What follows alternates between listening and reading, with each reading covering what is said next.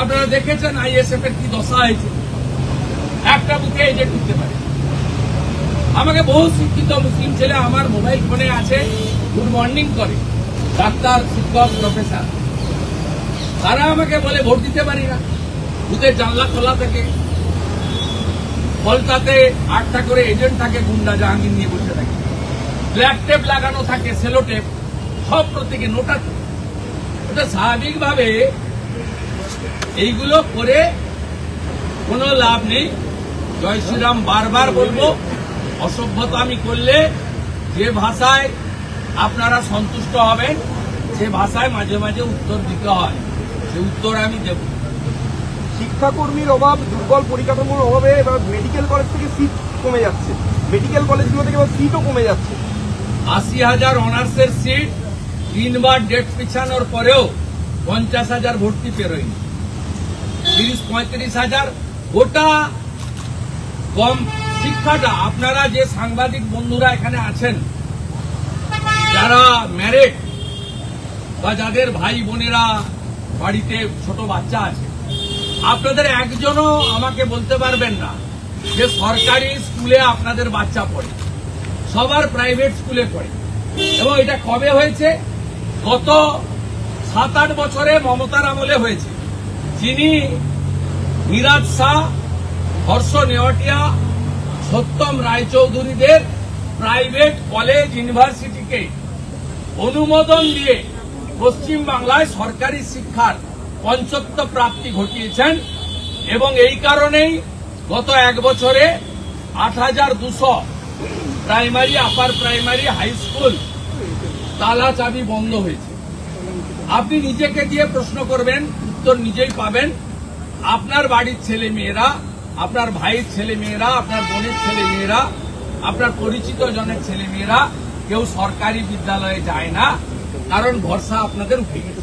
অথচ আমরা সবাই সরকারি বিদ্যালয় থেকেই, প্রাইমারি থেকে ইউনিভার্সিটি পর্যন্ত পড়ে মাস্টার ডিগ্রি করি। 77 নম্বর ওয়ার্ড মমতা ব্যানার্জির কাছে খুব ইম্পর্টেন্ট, সেখান থেকে সবচেয়ে বেশি লিড পায়। এক্ষেত্রে দাঁড়িয়ে এসআইআর যদি হয় 77 নম্বর ওয়ার্ডে কি কোনো এসআইআর হয়? মানে এসআইআর আগেও হয়েছে, এবারও হবে। কবে করবেন ইলেকশন কমিশন বলবে। এসআইআর হয় মানে মমতার হাতে লিখে। আবার বলি 1360, election commission is the supreme authority. ভারতের সংবিধান দিয়ে গেছে। আমরা যে যন্ত্রণায় ভুগছি, আপনারা ভুগছেন, ইলেকশন কমিশন এবারে সেই যন্ত্রণাটা কিভাবে ভুগতে হয় দেখবেন। শুরু তো বলছি থেকে হয়ে গেছে। শুভেন্দুদা, বাংলাদেশে নতুন করে হিন্দু নির্যাতন আরো বেড়ে গেছে, বাংলাদেশে হিন্দু নির্যাতন আরো বেড়েছে সাম্প্রতিককালে। আমি শনিবার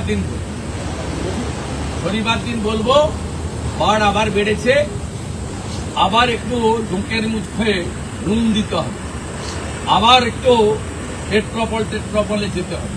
তারা বলছি ভাঙড়ে 300 বিঘার মতো জমি হাতিয়ে নিচ্ছে শাসক দলের বিরুদ্ধে অভিযোগ।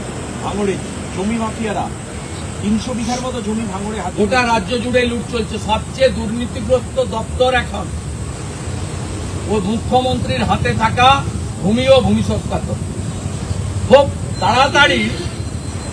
তাড়াতাড়ি আপনি দেখতে পাবেন ভূমি দপ্তরের রেকর্ড কেলেঙ্কারি, রেকর্ড করে জায়গা বিক্রির যে দুর্নীতি সামনে আসবে। এবং এটা গোটা রাজ্য জুড়ে হচ্ছে। বিএলআররা এবং তৃণমূল কংগ্রেসের লোকেরা সংগঠিতভাবেই কাজ করে। বাঙালি ইস্যুতে আবারও বিধানসভা অধিবেশন, একটা বিশেষ অধিবেশন ডাকা হতে পারে এমন একটা সমন পেলে বলবো। বাঙালি ইস্যু টার্গেট। আবার বলি, বাঙালি আর রোহিঙ্গা বাংলাদেশের মুসলমান এক নয়। ইউসুফ পাঠান যেমন বাঙালি নয়, শত্রুঘ্ন সিনহা যেমন বাঙালি নয়, কীর্তি আজাদ যেমন বাঙালি নয়, সাকেত গোখলে যেমন বাঙালি নয়, কাকিমা যেমন চাচি নয়, জল যেমন পানি নয়, আকাশ যেমন আসমান নয়, বাবা যেমন আব্বা নয়, তাই বাঙালি মানেই রোহিঙ্গা আর বাংলাদেশের মুসলমান নয়। ওই 2004 সালে মমতা বন্দ্যোপাধ্যায় ভোটার তালিকার সংশোধনের ব্যাপারে উনি উল্টান আর সোজা হন। এই যে আমি এখানে কোনো কারণ নেই দেখলেন পাঠিয়ে দিচ্ছি, তাকে ছবিতে দেখান কোনো কারণ আছে? বিরোধী দলনেতার অফিস হচ্ছে আসেন, একটা লোক একটা এমএলএ ছিল সই করতে এসেছিল স্ট্যান্ডিং কমিটিতে, ফেরার সময় এগুলো দাঁড়িয়ে পড়ো বাস। কোনো উদ্দেশ্য নেই, লক্ষ্য নেই। আপনার সাংবাদিক বন্ধুরা এসেছেন, আমি প্রত্যেক দিনই জেলা যাই, কালকে বাঁকুড়ায় থাকবো। আমার এখানে অফিস, সই করতে হয়, চিঠি খুলতে হয়। আজকে এখানে ধুলিয়ান শামশেরগঞ্জের কেস ছিল, আমি ছিলাম। দীঘাতে হিন্দু রক্ষা যাত্রা বেরোচ্ছে, হাইকোর্ট আজকে অনুমোদন দিয়েছেন সন্ধ্যাবেলা 7:30টার সময়। একটা হিন্দুরা ধ্বজ নিয়ে যাত্রা করবে দীঘাতে, বড় মিছিল, তার জন্য হাইকোর্টে অনুমতি নিতে হলো। রোহিঙ্গা মুক্ত বাংলা চাই, একটা সামাজিক অর্গানাইজেশন মিছিল করবেন যাদবপুরে সোমবার, তার জন্য হাইকোর্ট থেকে অনুমতি নিতে হলো। আপনি দেখুন এদের পাঠিয়ে দিতে, আমি বলার পরে পালাচ্ছি। এই বোনগুলোর কি অপরাধ? এই পুলিশের ইউনিফর্ম নেই, আপনি এইরকম পুলিশ কোথাও পাবেন না, এইরকম পুলিশ কোথাও দেখতে পাবেন না। এখানে দেখুন পাঠিয়ে দিয়েছে 20 জনকে। আরে এতজনকে লাগবে না, কারণ মহিলাদেরকে অনুব্রতকে প্রমোশন করে মমতা ব্যানার্জি মহিলাদের কি চোখে দেখেন প্রমাণ করে দিয়েছেন। Y+ সিকিউরিটি, বীরভূম জেলার তৃণমূলের কনভেনার, সরকারি কমিটি মিটিংয়ে তিনি, আর বোলপুরের আইসি তো যাবে কয়েকদিন পরে। সবে আজকে ইলামবাজার, পাড়ুই এইসব ওসিরা গেছে, অনুব্রত জ্যেষ্ঠ রাত শুরু হয়েছে।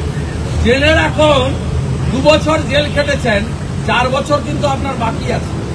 যে মামলায় আপনি 2 বছর জেল খেটেছেন, ওই মামলায় আপনার এগেন্স্টে চার্জশিট হয়েছে, আপনার কিন্তু ওই মামলায় 6 বছরের পানিশমেন্ট হয়। তাই মমতা বন্দ্যোপাধ্যায় এই ধরনের লোককে করেন, যিনি আইসি বোলপুরের স্ত্রীকে আর মাকে 5 বার বলেছেন ধর্ষণ করেন, তিনি আজকে নতুন করে মুকুট পরলেন। আর বিরোধী দলনেতা এসছে, আমি ঢুকার সময় কাউকে দেখিনি, যারা নর্মাল থাকে তারাই। আমার বেরোনোর সময় 20টা লোককে পাঠিয়ে দিয়েছে। দেখুন সমস্ত বোনেদের পাঠিয়ে দিয়েছে, মহিলাদের সমস্ত, দেখুন তাদের সিভিল ড্রেস, এটা মমতার বিশেষ পোশাক। এই পোশাক পরেই সামনে দাঁড়ায়, যাতে একটু ধাক্কাধাক্কি করি, কিন্তু আমি এদেরকে দেখলে হাত দুটো আমার ট্রাউজারের ভিতরে ঢুকি।